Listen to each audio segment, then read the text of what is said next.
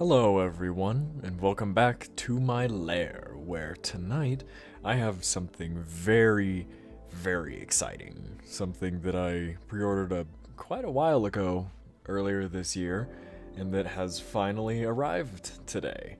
Today we have the Titanic Creations GORGO Comic Edition GORGO, hence the GORGO Legacy down there. Now, this is a figure that is a new version of the previously produced Titanic Creations GORGO, which came out, I believe, last year, if I'm not mistaken.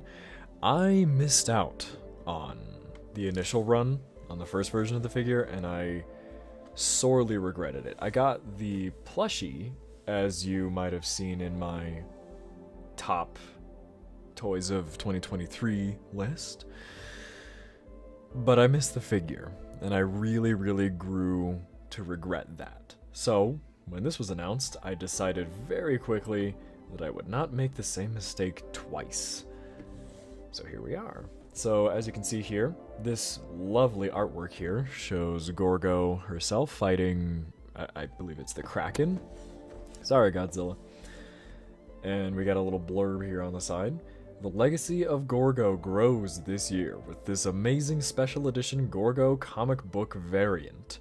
The design inside is inspired by the character as portrayed in the 1961 Charlton comics written by Joe Gill and illustrated by Steve Ditko. I hope I'm saying that right. GORGO's comic history will also continue in GORGO Legacy, the new comic from Titanic Creations that takes place before the events of the 1961 film GORGO. Find out how GORGO became legendary on Nara Island, see the fearsome GORGO defend itself from the ravenous Kraken, and more in GORGO Legacy. The special edition figure was limited to 500 pieces and will not be reissued. So yeah, you can see, first of all, you can see the light there.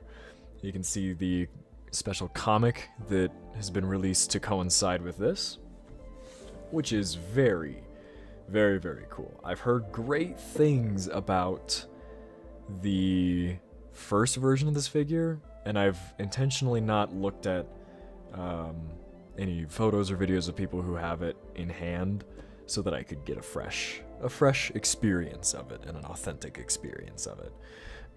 So, for those of you who aren't aware, GORGO is, as stated, a 1961 kaiju movie. It's a British monster movie, which is marginally uncommon. We don't see a tremendous amount of those. And it doesn't have a reputation for being, like, the best kaiju movie, but it is a cult classic, and I have tons and tons of affection for GORGO. The design of the monster herself is beautiful to me. In a few ways, I think it's kind of perfect. The fins and the hands, and we'll get into more of that when we see the figure proper. But suffice to say, I really love GORGO, so I was so excited to see that this was coming out.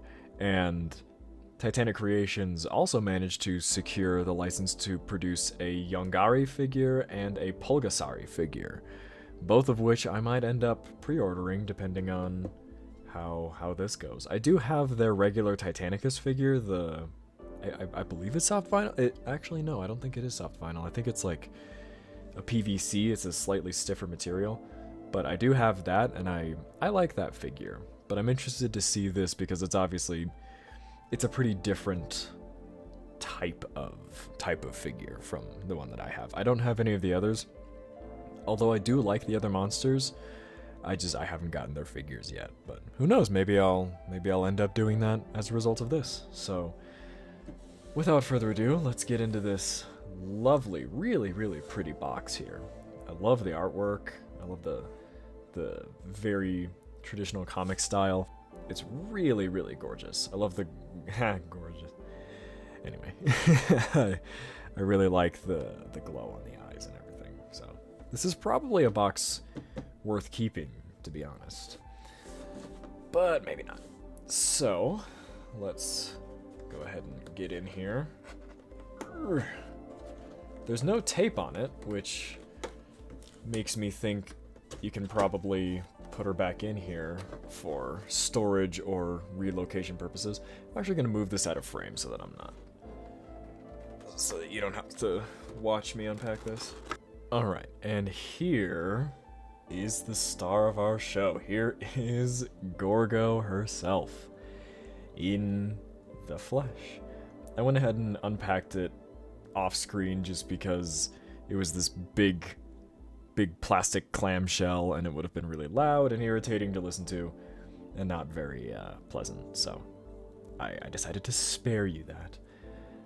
So here is the GORGO figure itself, and I've gotta say, initially I'm already kind of struck by a few things. First and foremost is the material.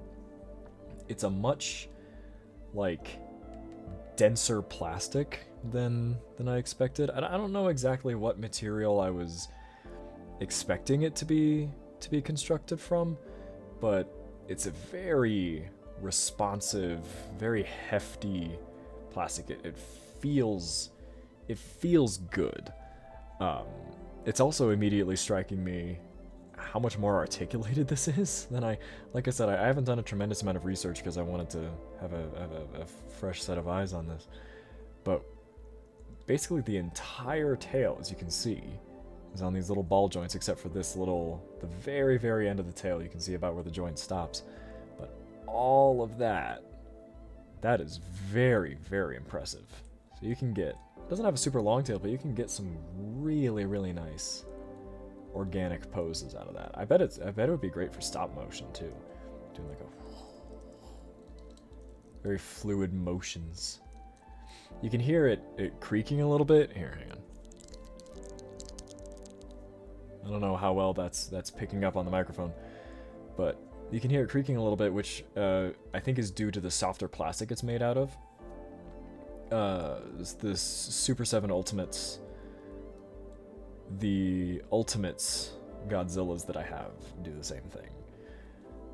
So the arms here, oh, so we got bidirectional arms and elbows, it looks like. And then, are the wrists on ball joints? It looks like they are. This arm doesn't want to seem to... doesn't really want to go... Well, okay, never mind. That was wrong. This shoulder is a little bit stiffer than this one, and it seems to... It likes to be seated farther out than this one does. But you know what? That's kind of okay, because I kind of like the arms outstretched like that. I can see we got a waist ball joint, it looks like. Yep, really nice waist ball joint there. Although, there's not a huge amount of forward and backwards, so it's mostly side to side, but still, that definitely, that opens up the posing a lot. And then the head, I see two cuts. So we got a ball joint up here, and then what is it at the base of the neck? Oh, it looks like there's a second ball joint. So she can look up pretty decently far. Look down about that far. And there's some really nice sort of diagonal motion to it that I really like. It lets you get some very... Obviously the jaw opens, you can get some really, really dynamic looking sort of movie poster shots. Look at that. That might just have to be the thumbnail. Bam! Ah, oh, that's so cool.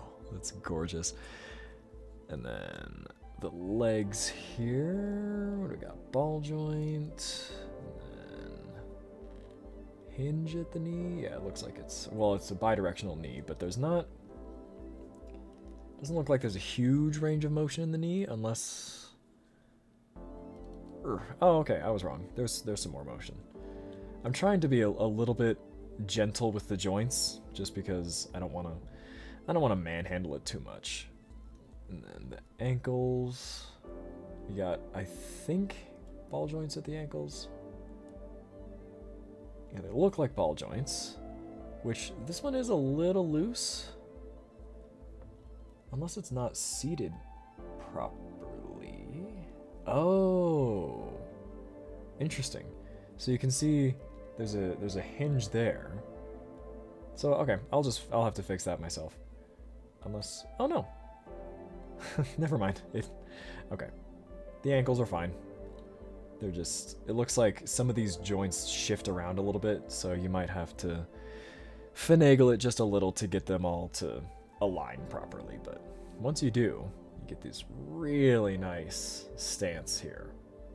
Very, very, very stable with these massive feet. And speaking of said feet, you can see... It's probably better to show you this way. All of the claws are on this single hinge joint there, which is pretty cool. And the claws are a softer rubber piece, so you can... It looks like you can pose one leg more forward, one more backwards, and the toes will curl to accommodate that, which is really, really nice.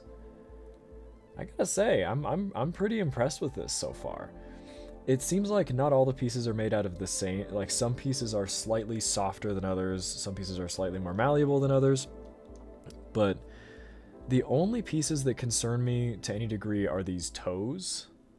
I worry a little bit about how those are gonna hold up, just because the connection doesn't look... Well, I don't know, it's probably fine, because it looks like it goes all the way through, so it's probably nothing to worry about.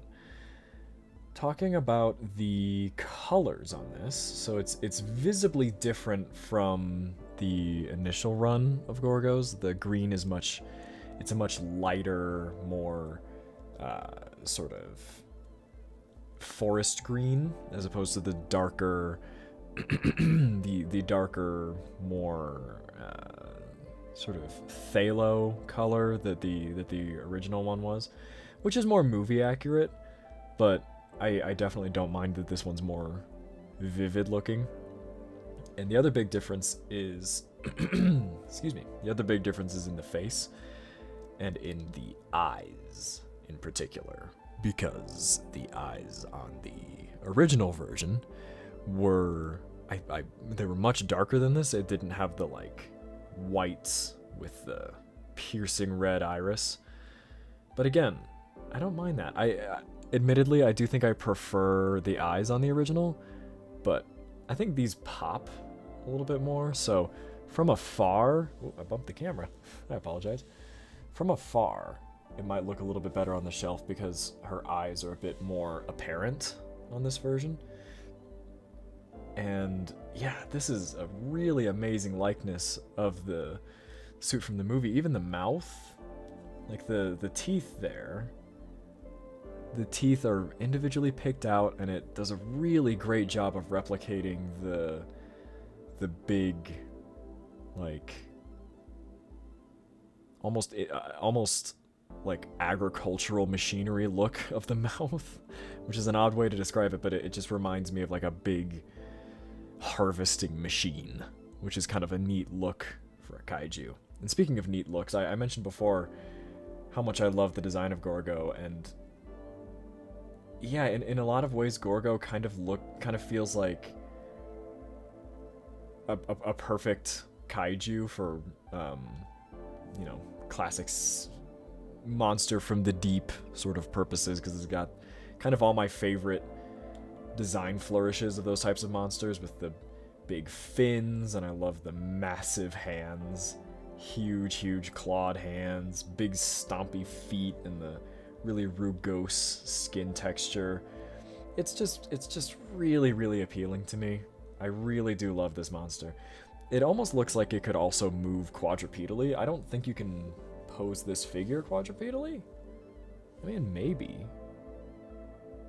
I don't know if it can look up quite far enough to really pull it off, but just visually, the creature itself kind of gives me that vibe. And it's really impressive how they've been able to capture the skin textures here in such a way that it almost looks like the suit itself. It's just really great. I'm a big fan of this. Now, in the way of the paint flourishes here, we can see in addition to the green, there's this sort of, it almost looks like, to my eye, I'm not sure if it's really coming across that way on camera, but to my eye, this, I assume dry brush, almost looks to be like a really, really pale lilac color. It might just be silver. It might be putting it on the green that's making it look that way to me. But either way, whatever color it is, it looks really nice, and it gives the overall look and the overall texture of the skin a lot more depth, and it gives it this really, really nice, alive feeling.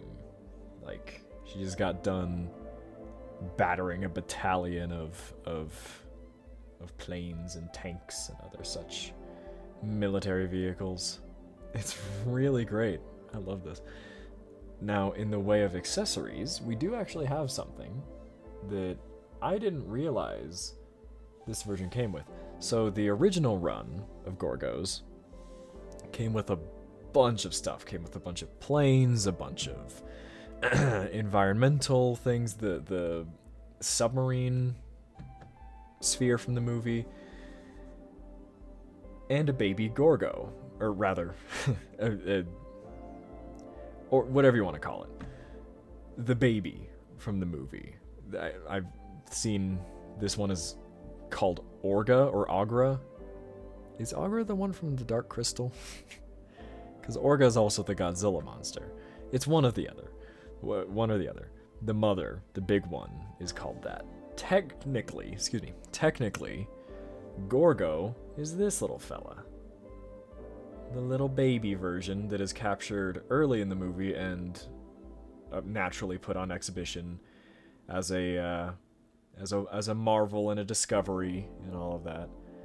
And then the characters realize, oh no, that's the baby, and then Mama tramples into town and wreaks some havoc to rescue little baby here. And I didn't know that this version also came with baby GORGO here, which is really, really, really cool, and I was really happy to realize that it does. It's got these nice green stripes on the back here. No articulation on this, but it's very, very small, so I hardly blame them for that. And it looks really nice. I'm having a little bit of trouble focusing on it because it's so small, but you can see it has equally really fantastic skin detail and skin texturing and all that sort of thing.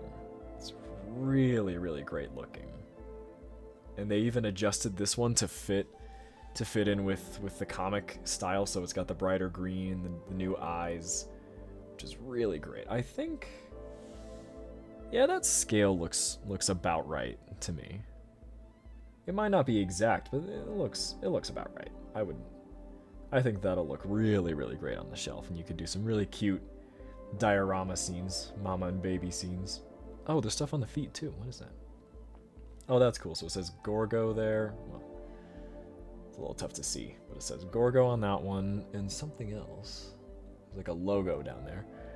And then the Titanic Creations logo. Oh, wow. And there's even texturing on... Oh, that's really cool. That is I'm really impressed with this, I gotta say. I definitely think I'm gonna go ahead and secure Yongari, and I'm definitely gonna have to do Pulgasari because I love Pulgasari. I did a presentation for one of my classes in film school that I'm currently in, and this last semester I was in a global cinema class talking about all kinds of movies from all over the world, and I did a presentation on Pulgasari, which was pretty cool, and I did get 100% for it, so I felt pretty good about that. So yeah, comic edition GORGO is really, really, really fantastic. I'm super happy with it, and I don't know if you can get a hold of these anymore. It did stress how limited edition they are. But if you already have one of these, I'd love to hear what you think of it, either this one or the original version. And if you can get one for a reasonable price, I would highly, highly recommend it. It's a really great addition to any monster collection. Yeah, you can see the detail in the face there is just great.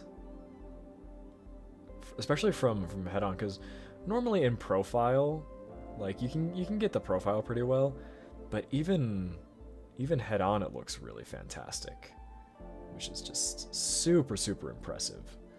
So yeah, I'm a big fan of this. So yeah, I really hope you enjoyed this video. If so, consider subscribing, liking, letting me know in the comments. The YouTube things, you know. And stick around because I've got more stuff in the oven. I want to do more Let's Plays, so I've got some cool Let's Play stuff in the pipeline somewhere. I can't make any promises right now, but I do want to do that, so it will happen. And yeah, in the description below, you'll find a link to donate to Doctors Without Borders. Consider donating if you can, as well as links to all of my socials if you want some extra content and some further tomfoolery. So I will see you again soon, and until then, please take care, be kind to yourself and others, and good night.